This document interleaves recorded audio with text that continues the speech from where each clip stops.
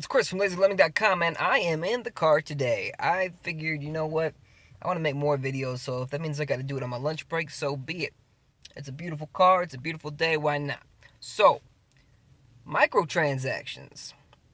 I have been known to rant about microtransactions and shitty DLC and shitty season passes for a while now.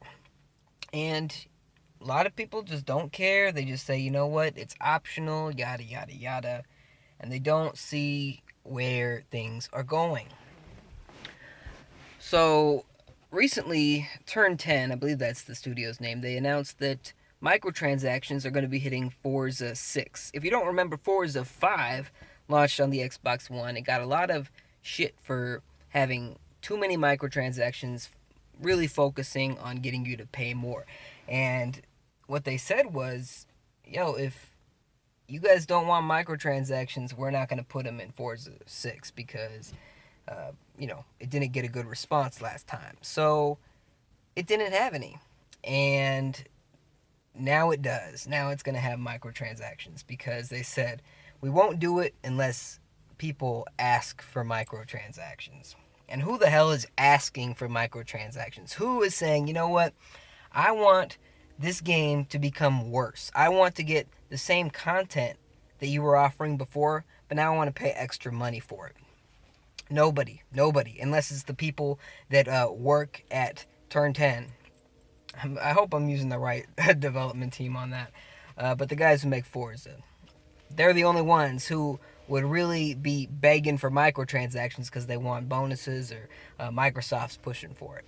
But they're not the only ones.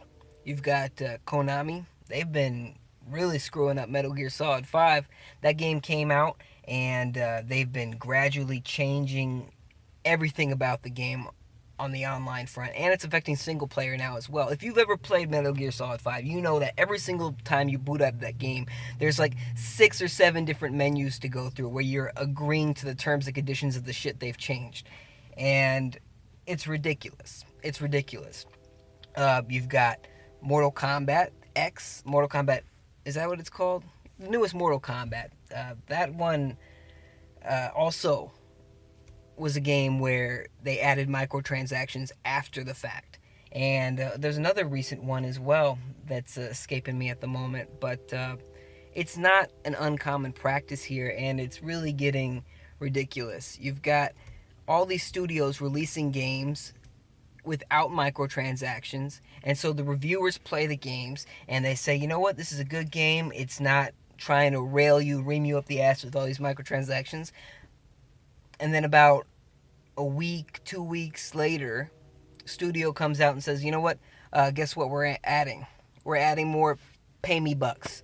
Turn 10's, the Forza stuff. The way the microtransactions are being implemented is through coins, digital in-game currency. That's how they love to do it, because what you're doing is you're buying tokens essentially that you use to unlock content in the game, and you choose which content you want to unlock. Oh, the other studio was the one that made Hitman 2. No, Payday 2. There's another studio that said, you know what, we're never doing microtransactions, and here they are doing microtransactions. So yeah, what they're doing is they're gaming the system. They're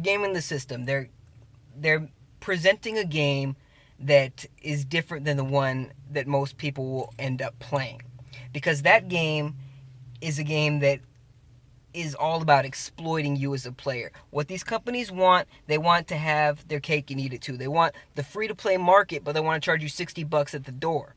So you're getting screwed. And a lot of you people don't understand it, and a lot of you don't care that these games are actively being designed to be less fun in order to get you to pay more money. That's what it's all about. It's all about making you grind. And what they do is they slow down the progress of coins you'd earn or items you'd unlock, because they change the math on this whole thing. So what the reviewer plays and what you end up playing at the end of the day is a different experience. So the reviewer is going to give this game a 9 out of 10, and then by the time you have it, it's a 7 out of 10 because the developer fucked the whole thing up. I've got a bit of an axe to grind on this, and I'm ranting and raving, but I want you to understand exactly where I'm coming from on this. It's not a good thing, and you shouldn't like it, and you shouldn't support it. So stop paying for digital currency, for the love of God, please. That's one thing I could plead to you. If you really want to buy a skin or a hat or something that's superficial, so be it. But please stop paying for in-game currency. You're screwing it up for yourself. You're screwing it up for everybody else. That's my thoughts. Share yours in the comment section below. Let me know. Subscribe for more if you haven't already. I'll see you next time.